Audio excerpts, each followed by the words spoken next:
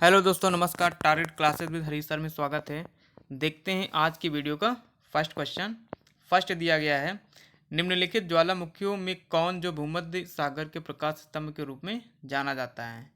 चार ऑप्शन से दिए गए हैं, देखिएगा, इसको रीड करिएगा कि इसमें से कौन सा राइट आंसर हो जाएगा इसका। तो इसका राइट आंसर तो हो जाएगा डी, इसका हो जाएगा राइट आंसर। स्टम्बोली हो जाएगा। स्टम्बोली जो है तुल्य ज्वालामुखी जो प्रथम प्रकार के अपेक्षा कुछ अधिक तीव्रता से प्रकट होता है। इससे तरल लावा के अतिरिक्त कुछ विखंडित पदार्थ जैसे कि ज्वालामुखी धूल हो गया, झामक हो गया तथा ज्वालामुखी बम भी उद्गार के समय निकलते हैं, जो अधिक ऊंचाई पर जाकर पुनः ज्वालामुखी क्रेटर में गिर पड़ते हैं। इस प्रकार का उद्गार भूमध्य सागर में उत्पन्न होता है, यानी भूमध्य सागर में क्या होता है, प्रकाश उत्पन्न करता है। इसी कारण इसे जो है भू मध्य सागर का प्रकाश स्तंभ भी कहा जाता है। इसका राइट आंसर हो जाएगा डी। क्वेश्चन नंबर 92,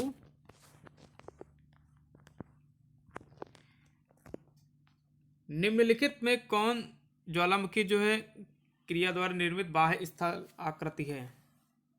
तो इसका राइट आंसर कौन सा हो जाएगा। तो इसका राइट आंसर हो जाएगा ए हो जाएगा, यानी ज्वालामुखी के शीर्ष पर स्थित जो कीप के आकार के गर्त को क्या कहते हैं, वो क्रेटर कहा जाता है। और कॉल्डेरा क्रेटर का जो विस्तृत रूप है, क्रेटर का कॉल्डेरा के रूप में विस्तार या तो क्रेटर के धंसने से होता है या फिर ज्वालामुखी के विस्फोटक उद्भेदन से। यानी क्रेटर एवं कॉल्डेरा में जब जल भर जाता है तो ये झील के रूप में परिवर्तित हो जाते हैं। इसका राइट आंसर हो जाएगा ए हो जाएगा। क्वेश्चन नंबर 93,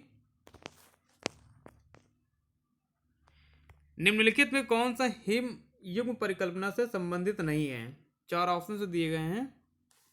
क्वेश्चन नंबर 93, तो इसका राइट आंसर हो जाएगा डी हो जाएगा, ज्वालामुखी धूल परिकल्पना हो जाएगा। यानी तापीय संकुचन सिद्धांत जो है कार्बन डाइऑक्साइड परिकल्पना हो गया, ओजोन क्षीणता परिकल्पना हिमयुग परिकल्पना से संबंधित है, जबकि जो ज्वालामुखी धूल परिकल्पना जो है हिमयुग परिकल्पना से संबंधित नहीं है। इसका राइट आंसर हो जाएगा डी। क्वेश्चन नंबर 94, स्ट्रेटी ज्वालामुखी नारकोडम किस देश में स्थित है। क्वेश्चन नंबर 94, तो इसका जो राइट आंसर हो जाएगा ये हो जाएगा, भारत में स्थित है। भारत में प्रथम ज्वालामुखी क्रिया जो है धारवाड़ युग में हुई, तत्पश्चात यानी कुड़प्पा विंध्यन हो गया, पैलियोजोइक हो गया, और जो है इसमें कार्बोनीफेरस के पश्चात जो है मेजोजोइक के अंत तथा जो है टर्शियरी के प्रारंभ में हुई। क्रिटेशियस युग में जो व्यापक दरारी उद्भेदन के कारण जो है दक्कन ट्रैप की उत्पत्ति हुई और बंगाल की खाड़ी में स्थित जो बैरन द्वीप में हॉल में सक्रिय ज्वालामुखी क्रिया संपन्न हुई थी। नारकोडम जो भारत में स्थित प्रसुप्त ज्वालामुखी है। इसका राइट आंसर हो जाएगा ये भारत। क्वेश्चन नंबर 95, सिल क्या है। तो इसका राइट आंसर हो जाएगा बी हो जाएगा, यानी कठोर हुए मैग्मा द्वारा निर्मित समांतर चादर हो जाएगा। यानी जब मैग्मा भूपृष्ठ के समानांतर परतों में फैलकर जमता है तो इसे जो है सिल कहते हैं। इसकी मोटाई 1 मीटर से लेकर सैकड़ों मीटर तक होती है। छत्तीसगढ़ तथा झारखंड में सिल पाए जाते हैं। इसको ध्यान रखिएगा कि सिल कहाँ पाए जाते हैं। तो सिल जो है छत्तीसगढ़ में भी पाया जाता है और झारखंड में भी पाया जाता है। और 1 मीटर से कम मोटाई वाले सिल को क्या कहते हैं, सीट कहते हैं। इसका राइट आंसर हो जाएगा बी। क्वेश्चन नंबर 96, जब ज्वालामुखी मुख का विस्तार अत्यधिक हो जाता है तो उसे कहते हैं, उसको क्या कहा जाता है। तो इसका राइट आंसर हो जाएगा बी हो जाएगा, कॉल्डेरा हो जाएगा। यानी जब ज्वालामुखी का छिद्र यानी विस्तृत हो जाता है, यानी जब बढ़ जाता है तो उसे ज्वालामुखी का मुख कहते हैं। जब जो है धंसाव या अन्य कारण से ज्वालामुखी का विस्तार अत्यधिक हो जाता है तो उसे जो है कॉल्डेरा कहते हैं। इसका राइट आंसर हो जाएगा बी। क्वेश्चन नंबर 97, ज्वालामुखी उद्गार के समय मोड़कर पर्वतों के जो है अपनति तथा अभिनति में लावा का जमाव हो जाता है। इस प्रकार बनी आग्नेय शैल को कहते हैं, क्या कहा जाता है। चार ऑप्शन से दिए गए हैं। क्वेश्चन नंबर 97, फर्स्ट इसमें दिया गया है लेकोलिथ, और सेकंड इसमें दिया गया है बैथोलिथ, सी दिया गया है लोपोलिथ, और डी इसमें दिया गया है फेकोलिथ। बताइएगा इसका राइट आंसर क्या हो जाएगा। तो इसका जो राइट आंसर हो जाएगा डी हो जाएगा, फैकोलिथ हो जाएगा। यानी ज्वालामुखी उद्गार के समय मोड़दार पर्वतों की अपनत तथा अभिनत में मैग्मा का जमाव हो जाता है। इस प्रकार की आग्नेय शैल को जो है फैकोलिथ कहते हैं। इसका राइट आंसर हो जाएगा डी। क्वेश्चन नंबर 98, मोना लोआ एक सक्रिय ज्वालामुखी है। तो इसमें भी जो 4 ऑप्शन दिए गए, बताइएगा इसका राइट आंसर कौन सा हो जाएगा। तो फर्स्ट इसमें दिया गया है हवाई द्वीप का, सेकंड है अलास्का का, थर्ड है इटली का, और डी इसमें दिया गया जापान का। तो इसका जो राइट आंसर हो जाएगा ये हो जाएगा हवाई द्वीप का हो जाएगा। यानी ऐसे ज्वालामुखी जिनके मुख से सदैव धूल, धुआं, वाष्प, गैस, राख, चट्टान तथा लावा आदि पदार्थ बाहर निकलते रहते हैं, सक्रिय ज्वालामुखी कहलाते हैं। जैसे हवाई द्वीप का जो है मोना लोआ हो गया, और अर्जेंटीना यानी चिली की सीमा पर स्थित ओजस डेल यानी सलाडो, अंटार्कटिका से रास द्वीप पर स्थित जो माउंट इरेबस इत्यादि हो गया। इसका राइट आंसर हो जाएगा ए, हवाई द्वीप का। क्वेश्चन नंबर 99, निम्नलिखित भाषाओं में सुनामी शब्द किस भाषा से संबंधित है।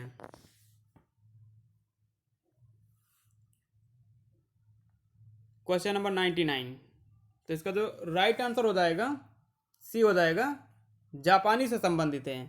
यानी जो सुनामी शब्द है वो किस, सुनामी शब्द जो है जापानी शब्द का, जापानी भाषा का शब्द है, जिसका अर्थ है पत्तन, लहर। यह जो 2 शब्दों से मिलकर बना है, कितने शब्दों से, 2 शब्दों से मिलकर बना हुआ है। यानी टिश्यू जिसका अर्थ है पत्तन या बंदरगाह, जबकि जो नौमी का अर्थ होता है लहर हो गया। सुनामी को जो भूकंपीय सागरीय लहर भी कहते हैं। सुनामी महासागरों में उत्पन्न उच्च ऊर्जा वाली लहरें होती हैं, जिसकी उत्पत्ति मुख्य रूप से महासागरीय तली में जो है भ्रंशन तथा प्लेटों के टकराने से उत्पन्न जो है 7.0 रिएक्टर मापक से अधिक जो परिणाम वाले अंतःसागरीय भूकंप द्वारा होती है। राइट आंसर हो जाएगा इसका सी, जापानी। क्वेश्चन नंबर 100, इनमें से कौन से तरंगे चट्टानों में संकुचन और फैलाव लाती हैं। इसका राइट आंसर हो जाएगा बी हो जाएगा, पी, तरंगे हो जाएगा। यानी भिन्न भिन्न प्रकार के भूकंपीय तरंगों के संचरित होने की प्रणाली क्या होती है, वो भिन्न भिन्न होती है। जैसे ही ये संचरित होती हैं तो शैलों में कंपन पैदा होती है। पी तरंगों के कंपन की दिशा तरंगों की दिशा के समानांतर होती है। यह संचरण गति की दिशा में ही पदार्थ पर दबाव डालती है। इसके दबाव के फलस्वरूप जो है पदार्थ के घनत्व में भिन्नता आती है, और शैलों में संकुचन व फैलाव की प्रक्रिया घटित होती है। लेकिन पी तरंगे जो तीव्र गति से चलने वाली भी तरंगे, इसको बहुत ध्यान रखिएगा, पी तरंगे जो हैं वो तीव्र गति से चलने वाली तरंगे हैं। पी तरंगे ध्वनि तरंगों के समान होती हैं। ये गैस, तरल एवं जो ठोस तीनों माध्यमों से गुजरती हैं। इन्हें जो है प्राथमिक तरंग भी कहा जाता है। क्वेश्चन नंबर 101, कौन सी भूकंपीय तरंगें लहरों की गति की दिशा में जो समकोण पर कंपन करती हैं। 4 ऑप्शन से दिए गए हैं। क्वेश्चन नंबर 101, तो इसका जो राइट आंसर हो जाएगा सी हो जाएगा, एस तरंग हो गया। एस तरंगे जो ऊर्ध्वाधर तरंग तल में जो तरंगों की दिशा के समकोण पर कंपन पैदा करती हैं। अतः ये जिस पदार्थ से गुजरती हैं उसमें उभार या गर्त बनाती हैं। एस तरंगे जो धरातल पर कुछ समय अंतराल के बाद पहुंचती हैं, ये द्वितीयक तरंगे भी कहलाती हैं। एस तरंगों के विषय में एक महत्वपूर्ण तथ्य यह है कि ये केवल ठोस पदार्थों की ही माध्यम में चलती हैं। पी तरंगों में कंपन की दिशा तरंगों की दिशा के समानांतर ही होती है। यह संचरण गति की दिशा में पदार्थ पर दबाव डालती है। इसके फलस्वरूप जो पदार्थ के घनत्व में भी भिन्नता आती है, और शैलों में संकुचन व फैलाव की प्रक्रिया पैदा होती है। राइट आंसर हो जाएगा सी, एस तरंग। नेक्स्ट क्वेश्चन दिया गया है, भारत का कौन सा भाग न्यून जो भूकंप संभावित क्षेत्र है। तो इसका जो राइट आंसर हो जाएगा ये हो जाएगा अरावली का पर्वतपात क्षेत्र हो जाएगा। तो इसके अंदर थ्योरी देखते हैं, थोड़ा सा लॉन्ग में दिया गया है। यानी अरावली का जो पर्वत पदीय क्षेत्र यानी न्यून भूकंप संभावित क्षेत्र के अंतर्गत आता है। भारत के भूकंपीय क्षेत्रीकरण मानचित्र के जो नवीन संस्करण के अनुसार जो है भारत के भूकंप जो यानी फर्स्ट एवं सेकंड को में समाहित कर अब जोन सेकंड का निर्धारण किया गया है। इस प्रकार अब देश को जो 4 यानी भूकंपीय क्षेत्रों में विभक्त किया गया है। जोन सेकंड के अंतर्गत भारत का जो है 41.4% भू क्षेत्र और जोन थर्ड और फोर्थ व फिफ्थ के अंतर्गत जो 58.6% भूभाग जो भूकंप के वर्ग में आता है। भारतीय मानक ब्यूरो ने जो भारत का भूकंप प्रतिरोधी डिजाइन कोड तैयार किया है, जिसके अंतर्गत भूकंप जोन जो है विशेष क्षेत्र का गुरुत्वीय त्वरण का क्षैतिज अनुभूत त्वरण के आधार पर क्षेत्र के कारण का निर्धारण किया गया है। तो फर्स्ट इसमें दिया गया है अधिकतम प्रभाव क्षेत्र यानी जोन जो फिफ्थ है तो वो तीव्रता 9 से अधिक, और जो सेकंड इसमें दिया गया है यानी अधिक प्रभाव क्षेत्र यानी जोन फोर्थ हो गया, तीव्रता जिसकी होती है 7.0 से 8.0 तक होती है।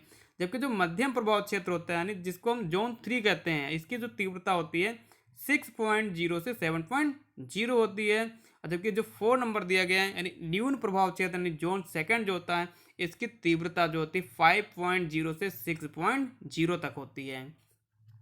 न्यून प्रभाव क्षेत्र यानी जोन जो सेकंड होता है, और सेकंड के अंतर्गत इसमें भी आ जाएगा पहला और दूसरा, यानी भूकंप की दृष्टि से यह सबसे कम सक्रिय क्षेत्र है। इसका विस्तार प्रायद्वीपीय पठारी भूभाग पर प्रमुख रूप से मिलता है तथा जो दक्षिणी पूर्वी जैसे कि राजस्थान हो गया, पश्चिमी मध्य प्रदेश जो है हो गया, दक्षिणी छत्तीसगढ़ हो गया, पश्चिमी उड़ीसा हो गया, आंध्र प्रदेश का अधिकांश पश्चिमी हो गया व मध्यवर्ती भाग, और कर्नाटक का अधिकांश क्षेत्र यानी आदि इसमें शामिल है। इसका राइट आंसर हो जाएगा ए, अरावली का पर्वतपात क्षेत्र हो जाएगा। नेक्स्ट क्वेश्चन दिया गया है क्वेश्चन नंबर 103, सुनामी तरंगों की उत्पत्ति होती है। तो इसमें भी जो 4 ऑप्शन से दिए गए हैं, तो इसका राइट आंसर कौन सा हो जाएगा? तो इसका राइट आंसर हो जाएगा बी हो जाएगा, भूकंप से हो जाएगा।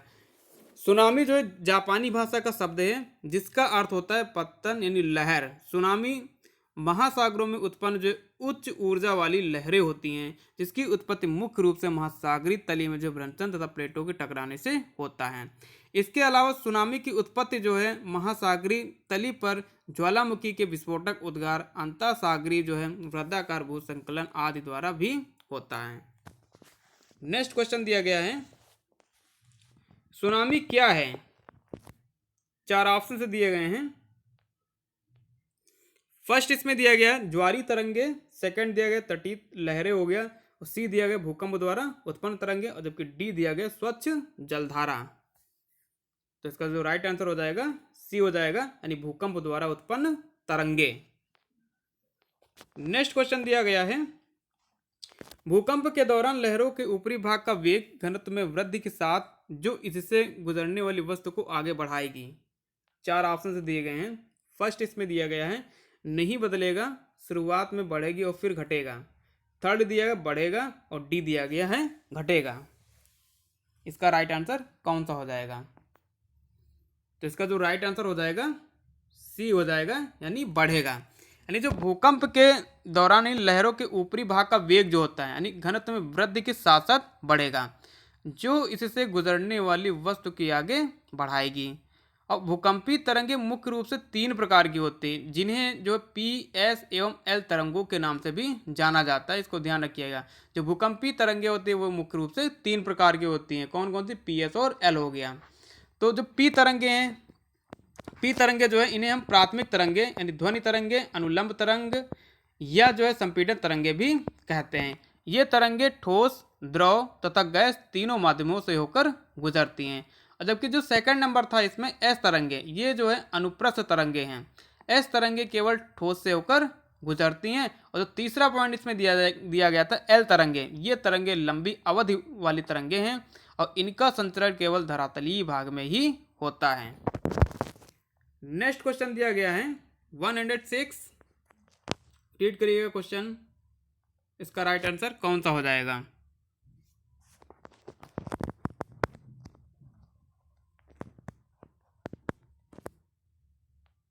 धौला बांध का निर्माण हुआ था भूकंप द्वारा। इसका राइट आंसर हो जाएगा ए हो जाएगा राइट आंसर, भूकंप द्वारा। क्वेश्चन नंबर 107,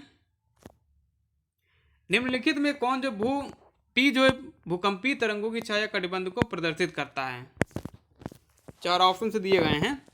तो पहला इसमें जो दिया गया 95 अंश से 150 अंश, और सेकंड दिया गया 100 अंश से 155 अंश, और सी दिया गया 105 अंश से 145 अंश, और जबकि जो दिया गया है 105 अंश से 155 अंश।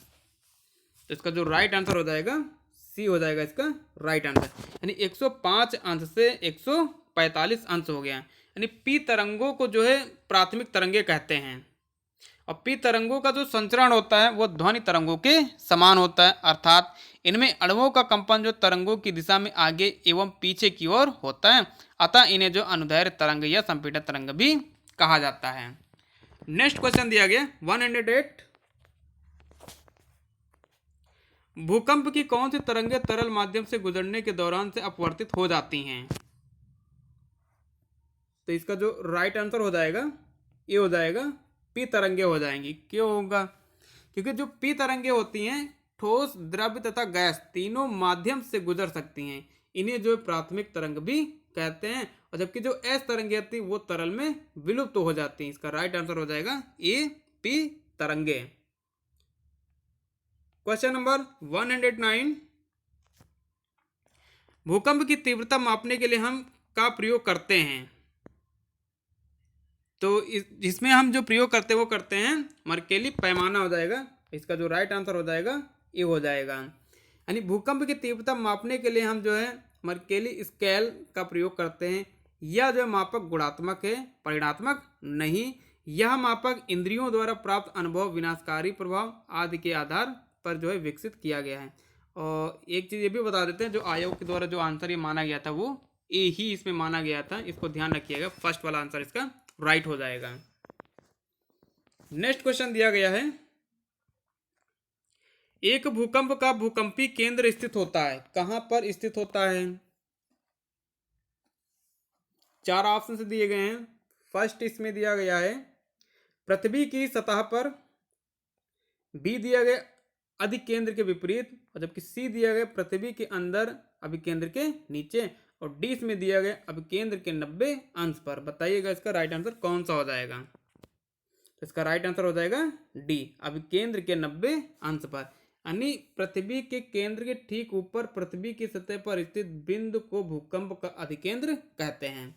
भूकंप के उद्भव स्थान को उसका मूल कहते हैं, और भूकंप के केंद्र के निकट जो होते हैं पी, एस और एल तीनों प्रकार की तरंगे पहुंचती हैं। पृथ्वी के भीतरी भागों में ये तरंगे अपना मार्ग बदलकर भीतर की ओर अवतल मार्ग पर यात्रा करती हैं। इसका राइट आंसर हो जाएगा डी, अधिकेंद्र के 90 अंश पर। नेक्स्ट क्वेश्चन दिया गया है, देशांतर या संपीडनीय भूकंपी तरंगों को किस नाम से जाना जाता है? तो इसको जो जाना जाता है पी तरंगों के नाम से ही जाना जाता है। राइट आंसर इसका हो जाएगा ए हो जाएगा। यानी पी तरंगों को प्राथमिक तरंगे भी कहते हैं, ये अभी भी पहले भी बताया जा चुका है। पी तरंगों को प्राथमिक तरंगे भी कहते हैं। इसका जो संचरण होता है ध्वनि तरंगों के समान होता है। इन्हें जो है अनुलंबीय तरंगे या जो संपीड़न तरंगे भी कहते हैं। ये तरंगे ध्वनि तरंगों के समान ही ठोस, तरल एवं गैसीय माध्यमों से होकर गुजरती हैं। नेक्स्ट क्वेश्चन दिया गया है 112, सतही तरंगों के लिए निम्न में से कौन सा कथन गलत है? तो इसमें हमको गलत का ऑप्शन इसमें चुनना है। चार ऑप्शन से दिए गए। फर्स्ट इसमें दिया गया है वे केवल पर्पटी के माध्यम से चलते हैं। सेकंड, वे तत्व तरंगों की तुलना में कम आवृत्ति की तरंगे होती हैं। और जबकि सी दिया गया है वे एक जो है भूकंपी मापी पर आसानी से पहचाने जा सकते हैं। और जबकि डी इसमें दिया गया वे तत्व तरंगों से पहले आते हैं। तो इसका जो राइट आंसर हो जाएगा डी हो जाएगा, वे तत्व जो है तरंगों से पहले आते हैं। तो जो इसमें डी बताया जा रहा है यानी सतही तरंगों को एल तरंग भी कहते हैं। ये तरंगे लंबी अवधि वाली तरंगे होती हैं। इनका संचरण केवल धरातलीय जो नाम में ही होता है। इनका जो भ्रमण या पथ जो होता है वो उत्तल होता है।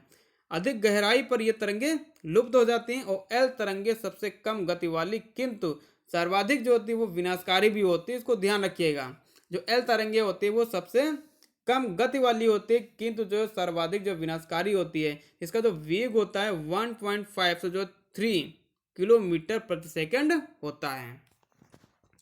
नेक्स्ट क्वेश्चन दिया गया है 113 दिया गया है। निम्नलिखित में से कौन सी भूकंपीय तरंगे तरल माध्यम में से यात्रा कर सकती हैं? Question number 113। तो इसका राइट आंसर हो जाएगा ए, हो जाएगा पी तरंगे हो जाएंगी।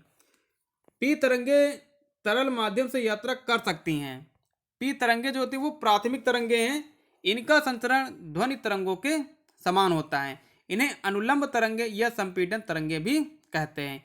ये तरंगे ध्वनि तरंगों के समान ही ठोस, तरल तथा गैसीय माध्यमों से होकर गुजर सकती हैं। ये सर्वाधिक तीव्र गति से चलने वाली तरंगे होती हैं। जबकि एस तरंगों की एक महत्वपूर्ण विशेषता यह भी है कि ये केवल जो ठोस पदार्थों के माध्यम से ही संचरण करती हैं। अर्थात यह तरंग जो है तरल माध्यम में क्या है, विलुप्त हो जाती है। और एल तरंगे जो हैं यानी जो धरातली तरंगे हैं यानी पी एस की अपेक्षा कम वेगवान होती है, यानी जो इनकी गति होती है वो कम होती है। अतः इनका भ्रमण जो पथ पृथ्वी का जो धरातली भाग ही होता है। यह तरंग जल से भी होकर यानी गुजर सकती है। यही कारण है कि यह सर्वाधिक क्या होती है, विनाशकारी होती है, जिसका प्रभाव जल एवं थल दोनों पर पड़ता है।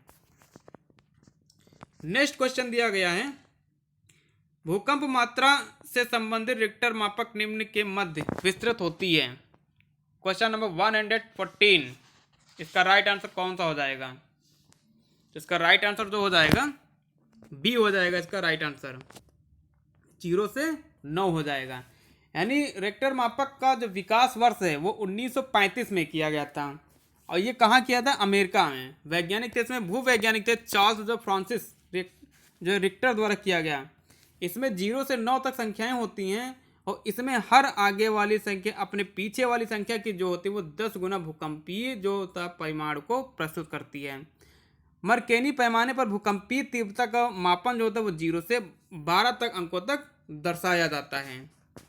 नेक्स्ट क्वेश्चन दिया गया है 115। निम्नलिखित में से कौन सी घटना जो धरातल पर नहीं घटित होती है? तो इसका जो राइट आंसर हो जाएगा डी हो जाएगा, सुनामी हो जाएगा। यानी भूकंप के कारण महासागरीय भागों में उठने वाली भयंकर लहरों को जो कहते हैं वो हम सुनामी तरंगे कहते हैं। यह नाम जापान तथा समीपवर्ती क्षेत्रों में प्रचलन में आया। ज्वालामुखी अपक्षय व अपर्दन क्रिया जो होती है वो धरातली क्रियाएं हैं। नेक्स्ट क्वेश्चन दिया गया है, निम्नलिखित में से कौन सी भूकंपीय तरंग जो पृथ्वी के केंद्र भाग क्रोड से गुजर सकती हैं? तो इसका जो राइट आंसर हो जाएगा पी हो जाएगा। क्यों होगा? क्योंकि प्राथमिक जो होती है यानी पी अथवा अनुदैर्ध्य तरंगे पृथ्वी के प्रत्येक भाग में यात्रा कर सकती हैं, क्योंकि इनकी गति जो होती है सबसे अधिक होती है। अतः यह सबसे पहले धरातल पर पहुंचती हैं। राइट आंसर हो जाएगा ए। नेक्स्ट क्वेश्चन दिया गया है, प्राथमिक भूकंपीय तरंगों की गति होती है यानी तरंगों की जो गति होती है इनका वेग होता है वो कितना होता है? लगभग बताइएगा। इसका राइट आंसर कौन सा हो जाएगा? तो इसका जो राइट आंसर हो जाएगा बी हो जाएगा, 8 से 14 किलोमीटर प्रति सेकंड हो जाएगा। क्यों होगा? क्योंकि प्राथमिक भूकंपीय तरंगों की जो गति होती है वो 8 से 14 किलोमीटर प्रति सेकंड होती है और सिस्मोग्राफ स्टेशन पर सबसे पहले पहुंचती हैं। विभिन्न घनत्व वाले क्षेत्रों में इनकी गति जो भिन्न भिन्न होती है। ये ठोस, द्रव और गैस पदार्थों से होकर यात्रा कर सकती हैं। ये तरंगे ध्वनि की तरंगों के समान होती हैं। राइट आंसर इसका हो जाएगा बी, 8 से 14 किलोमीटर प्रति सेकंड। नेक्स्ट क्वेश्चन दिया गया है, भूकंप के उद्गम केंद्र जिसे जो छाया क्षेत्र कहते हैं में कौन से जो भूकंपीय तरंग पहुंच पाती है? तो इसका जो राइट आंसर हो जाएगा ए हो जाएगा, पी तरंगे हो जाएगी। क्यों? क्योंकि जो भूकंप होता है भूकंप लेखी यंत्र पर दूरस्थ स्थानों से आने वाली भूकंपीय तरंगे जो है अभिलेखित होती हैं। यदि कुछ क्षेत्र यानी कुछ जो ऐसे भी क्षेत्र हैं जहां कोई भी भूकंपीय तरंग यानी अभिलेखित नहीं होती, ऐसे क्षेत्र को जो भूकंपीय छाया क्षेत्र कहते हैं। और भूकंप अधिक केंद्र से जो 105 अंश और 145 अंश के बीच का क्षेत्र यानी दोनों प्रकार के तरंगों को क्या है, छाया क्षेत्र है। इसमें पी तरंगे पहुंच जाते हैं, लेकिन जो एस तरंगे होती है वो सरलता के कारण वो विलुप्त हो जाती हैं। नेक्स्ट क्वेश्चन दिया गया है, क्वेश्चन नंबर 119। सर्वाधिक भूकंप पृथ्वी के किस भाग में आते हैं? 4 ऑप्शन से दिए गए हैं। फर्स्ट इसमें दिया गया पश्चिमी एशिया में, सेकंड दिया गया सुदूर पूर्व एवं पूर्वी एशिया में, और जबकि सी दिया गया अमेजन बेसिन में, और डी इसमें दिया गया जर्मनी में। इसका राइट आंसर कौन सा हो जाएगा? तो इसका जो राइट आंसर हो जाएगा बी हो जाएगा इसका राइट आंसर, सुदूर पूर्व एवं पूर्वी एशिया में हो जाएगा। क्यों? क्योंकि इसमें जो होता प्रशांत महासागर के दोनों तटीय भागों में असंख्य भूकंप अंकित किए जाते हैं। यह विश्व का जो है सर्वाधिक भूकंप वाला क्षेत्र है। यहाँ पर समस्त विश्व का जो होता 63% जो होता है लगभग जो भूकंप आते हैं वो इसकी प्रतिशत मात्रा होती है 63%। इस विस्तृत पेटी की दूसरी शाखा एशिया का जो पूर्वी भाग के जो है कम, इसका जो दूसरा भाग होता है कम चटका से प्रारंभ होकर एशिया महाद्वीप के पूर्वी तटीय भाग को जो सम्मिलित करते हुए पूर्वी द्वीप तक पहुंचती है, और प्रशांत महासागर में सर्वाधिक ज्वालामुखी और भूकंप आने के कारण इसे विश्व का जो अग्निवलय भी कहा जाता है। और आज की वीडियो का जो है लास्ट क्वेश्चन दिया गया, क्वेश्चन नंबर 120, निम्नलिखित में से कौन से मेखला भूकंप एवं ज्वालामुखी के साथ साथ जब वितरण से संबंधित नहीं है? तो इसका जो राइट आंसर हो जाएगा बी हो जाएगा, पूर्वी अफ्रीका मेखला हो जाएगा। यानी पूर्वी अफ्रीकी मेखला जो भूकंप एवं ज्वालामुखी के वितरण से संबंधित नहीं है, जबकि तीनों मेखला में जो भूकंप और ज्वालामुखी का वितरण पाया जाता है। इनमें सबसे ज्यादा भूकंप और ज्वालामुखी भूकंप जो होता है ज्वालामुखी जो होता है परिप्रशांत मेखला में आते हैं। क्वेश्चन नंबर इसका right, question number 120 right answer हो जाएगा बी, पूर्वी अफ्रीका मेखला। धन्यवाद।